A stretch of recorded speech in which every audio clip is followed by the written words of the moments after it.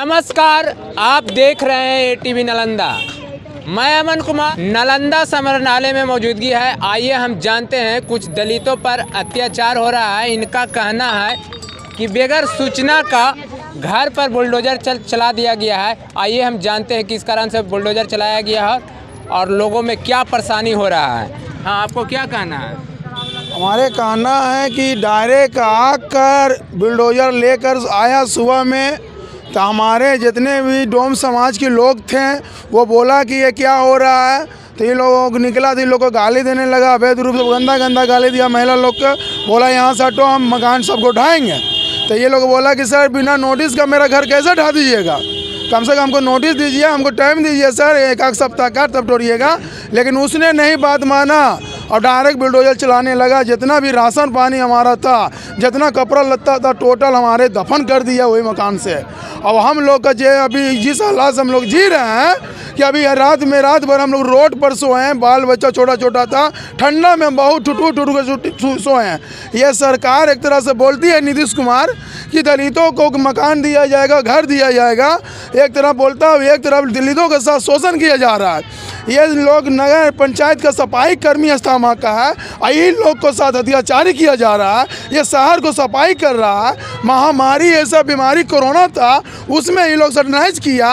ये लोग सब पूरे स्थामा को, पब्लिक को, वहाँ का जनता को हर सुरक्षित से बचाया और यही लोग के साथ अत्याचार किया जा रहा है।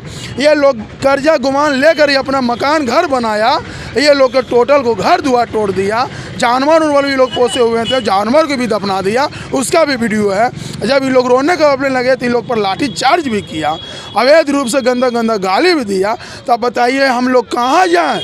आप क्या मांग करते हैं? अब तो तोड़ दिया गया, तो अब सरकार से क्या मांगे आप? हमारे सरकार से यही मांग है, जिस तरह से मेरा मकान टूटा उस तरह से मकान हमको दिया जाए। अगर हमारे मकान उस तरह से नहीं देगा तो हम लोग लंबा आंदोलन चलाएंगे। और जितने भी बिहार शरीफ का है, जितने भी हमारे समाज का है, पूरे नगर निगम में, नगर पंचायत में हम लोग हड़ताल पर चले जाएंगे। काम धंधा जितना साफ सफाई कुल ठप कर देंगे। तो कहाँ पर, मतलब जहाँ टूटा वहीं पर मांग करते हैं कि कहीं अलग? नहीं, जहाँ टूटा है उसके अगल बगल में दे, कि अच्छा मैं सुरक्षित रहूं। ऐसा ना हो कि रात में कोई बदमाश आए और हम लोग को फिर आकर रात हम आकर वहाँ से फिर उजाड़ दें। हम लोग को मतलब कि परमानेंट, मतलब कि जीवन विवाह कर दे कि वहाँ पर हमको स्थायी मिल जाए कि अपना बाल बच्चा, अपना भविष्य बढ़िया से वहाँ गुजार सको। तो वहाँ ज़मीन खाली रहेगा तब ना? वहाँ ज़मीन है, ज़मीन है खाली, लेकिन नहीं दे रहा है वहाँ का ज़मीन। वहाँ ज़मीन नहीं दे रहा है। इन लोग का जो ज़मीन था, रैती था कि गरम जरूरत था? ये सरकारी ज़मीन था। ये सरकारी ज़मीन था। तो सरकारी ज़मीन ही मांग करते? सरकारी ज़मीन मांग कर रहे हैं। सरकार का नियम है कि जिसको ज़मीन नहीं हुआ वो सरकार ज़मीन उसको देगा, 3 डिसमिल ज़मीन। लेकिन हम सरकारी ज़मीन में बसे हुए थे, लेकिन फिर भी हमारा ज़मीन को तहस नहस, मेरा घर दुआर सब तहस नहस कर दिया। मैं सरकार से यही गुहार लगाता हूँ कि डोम जाति पर अत्याचारी नहीं किया जाए, हमारे साथ इंसाफ दिया जाए।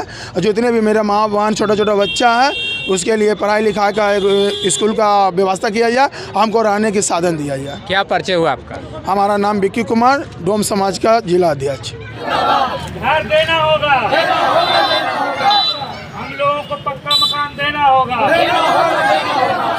तोड़ने वाले अधिकारियों पर कार्रवाई करना होगा, गैर कानूनी ढंग से मकान तोड़ने वालों पर कार्रवाई करना होगा।